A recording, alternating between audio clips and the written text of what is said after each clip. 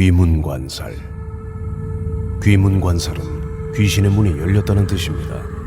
신살 중 하나이지만 이를 잘 이용하면 타인보다 더 뛰어난 예지력과 직관력으로 귀신의 힘을 이용하는 살이기도 합니다. 명도. 3세 미만의 말을 제대로 하지 못하는 어린아이가 죽어서 된 귀신입니다. 남자의 귀신은 태주, 여자의 귀신은 명도라고 부른다고 하죠. 보통 명주나 태주가 몸에 실린 무당은 공중을 울리는 가냘픈 휘파람 비슷한 소리로 망령과 대화한다고 합니다. 이를 통해 점을 치거나 예언을 할 수 있다고 하죠. 몽달귀신. 몽달귀신, 총각귀신에게 붙여진 이름입니다. 결혼을 하지 않은 채로 이승을 떠났기 때문에 제사를 얻어먹지 못해 한이 남은 고혼이라고 합니다. 장가를 가지 못하고 죽으면 몽달귀신이 됩니다. 그래서 결혼을 하고 난 다음에 죽으면 몽달귀는 면했다는 말을 하게 되는데, 여하튼 결혼을 하지 않았다는 이유만으로 제사를 얻어먹지 못한다는 것에서 다소 억울한 고혼이라고 봐야 합니다. 선녀부인. 선녀부인이라고 하는 말을 쓰게 된다면 일단 자녀를 둔 선녀로 이해를 하면 됩니다. 그냥 선녀와 선녀부인은 이렇게 차이가 나는데, 역시 아주머니에게도 처녀라고 하면 기분이 좋아지듯이 비록 결혼을 해서 주름살이 많이 늘어나게 된 여자 귀신이라도 선녀라는 말을 들으면 기분이 좋아지지 않으려나 싶네요.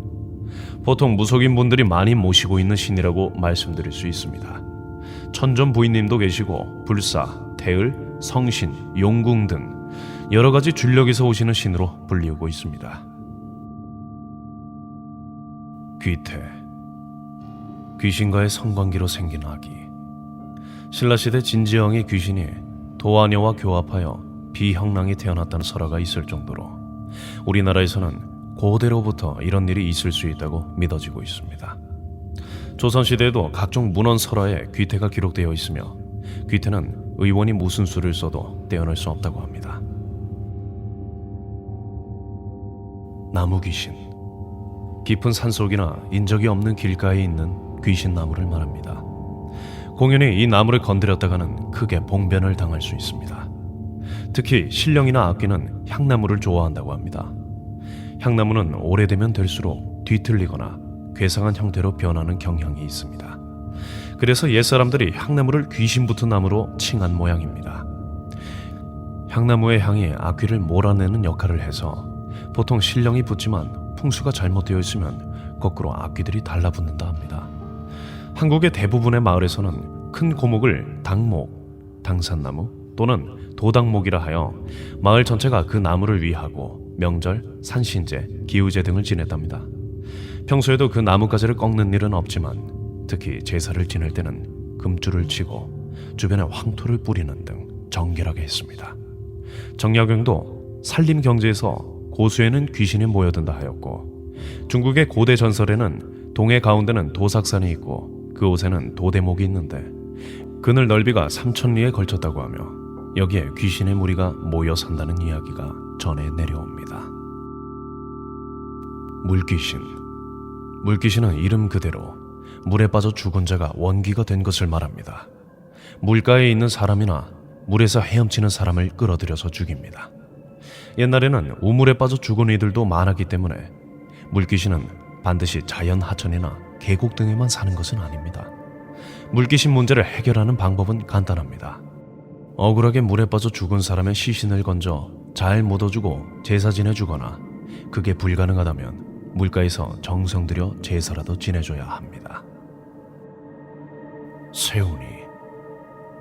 어떤 귀신이 무당의 몸에 실려 있을 때 무당도 그 귀신의 힘을 이용해 여러 가지 일을 할 수 있지만 반대로 귀신도 인간의 힘을 취해 더 강해질 수 있다고 합니다. 세운이가 바로 그런 경우죠. 세운이는 원래 무당이 퇴마한 귀신이 영적 능력을 쌓아 진화된 악귀입니다. 작게나마 날씨를 변화시킬 정도로 힘이 강력하고 통제불능이라고 하죠. 자신을 부린 무당을 죽이고 사람들을 괴롭힌다는데, 이외에도 원한이 아주 강한 경우에도 세운이가 될 수 있다고 합니다. 지금 우리나라에도 세운이가 있다고 하죠. 무속인들이 정한 현재의 귀신 중 제일 강한 귀에 속한다고 합니다. 저승사자. 외형은 창백한 얼굴에 검은 입술, 날카로운 눈매, 검은 두루마기에 갓을 쓰고 있다. 신체적인 움직임을 최대한 자제하며 다리 움직임도 끌고 다니는 안개 때문에 보이지 않는다. 이런 생김새의 설정이 언제부터 시작된 것인지 확실치 않으나 일반적으로 전설의 고향에서 등장하는 저승사자로부터 되었다고 추정된다. 즉, 전통적인 이미지보다는 후대에 와서 창작된 이미지에 가깝다. 전통적으로 저승사자는 탱화에 나올 법한 화려하고 근엄한 복식으로 망자의 혼을 데려간다고 한다. 일반적으로 서류 절차를 확실히 하기 위해서 본인 확인을 위한 명부와 붓을 갖고 다닌다. 미명귀. 남편에게 못다한 미련 때문에 후처에게 붙어서 괴롭힌다고 합니다. 후처가 병이 들게 되었을 때 미명귀의 지시라 하여 무당을 불러 귀신을 달래는 굿을 했습니다. 또는 근본적으로 퇴치한다 하여 무덤을 파서 시체를 화장하고 큰 굿을 하기도 하였습니다. 미명귀는 남의 아내로 젊어서 죽은 여자 귀신을 가리켰으나 점차 그 뜻이 확대되어 억울하게 죽은 사람의 귀신, 처녀 귀신, 총각 귀신, 청춘 과부 귀신을 통틀어 이릅니다. 삶의 즐거움을 향유하지 못하고 죽었기 때문에 원귀가 되어 사람을 괴롭힌다고 합니다. 색정귀. 풍류를 즐기다 죽은 귀신, 일명 색귀라 해서 청춘의 꽃을 피우지 못하고 죽은 귀신을 뜻하기도 하고, 풍류를 즐기다 복상사 등을 한 인간들의 한이 남아 승천을 못했을 때 생기는 귀신을 뜻한다.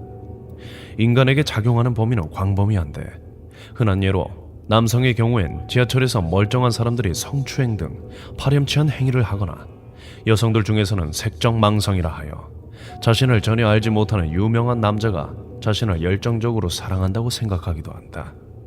대체로 사회적 무리를 일으키거나 그 망상의 대상이 된 사람에게 실망하여 난폭한 행동을 하게 되는 것으로 끝나지만, 이 색귀가 들면 평소엔 멀쩡한 사람들도 어느 계기가 생기면 전혀 딴 얼굴로 변하니 한 몸에 두 인격이 존재하는 경우와 같다고나 할까.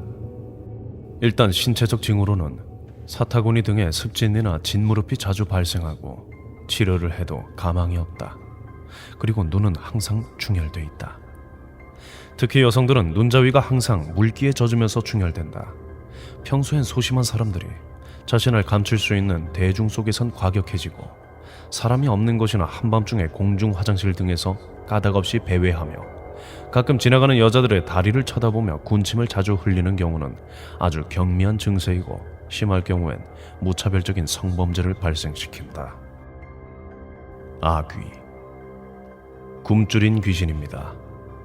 불교에서는 육도라는 말이 있는데, 사람이 생전의 업을 따라 6가지 중 하나로 태어난다는 이야기입니다. 여기에는 천상계, 아수라, 인간, 짐승, 아귀, 지옥이 있습니다.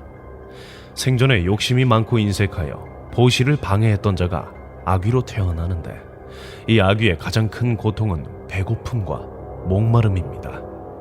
그래서 먹을 것을 두고 다툼이 많습니다. 그래서 아귀 다툼이라는 말이 있는 것입니다. 아귀는 배가 산만큼 크지만 목구멍은 바늘구멍 같아 늘 배고픔의 고통에서 헤어나지 못합니다. 따라서 몸은 해골처럼 야위어 있으며 벌거벗은 채로 뜨거운 고통을 받고 있기 때문에 늘 목이 말라 있습니다. 스님들이 발이 공양을 하고 나서 그릇을 깨끗이 씻은 다음 그 물을 마당의 동 위에 버리는데, 그들의 고통을 없애주기 위해서라고 합니다. 아귀들은 다른 물을 보면 불을 보는 것과 같아 마시지 못하지만 이 물만은 마실 수 있기 때문입니다. 이처럼 아귀들이 음식의 고통을 당하는 까닭은 생전에 음식탐을 너무 부렸기 때문이라는 말도 있습니다. 터귀신. 보통 건축물을 수호하는 귀신이 각각 있습니다. 그 귀신은 어떤 조건에서 한 번씩은 볼 수 있었을 것입니다. 하지만 여러분은 그 귀신이 터귀신인 것을 모르고 계실 겁니다.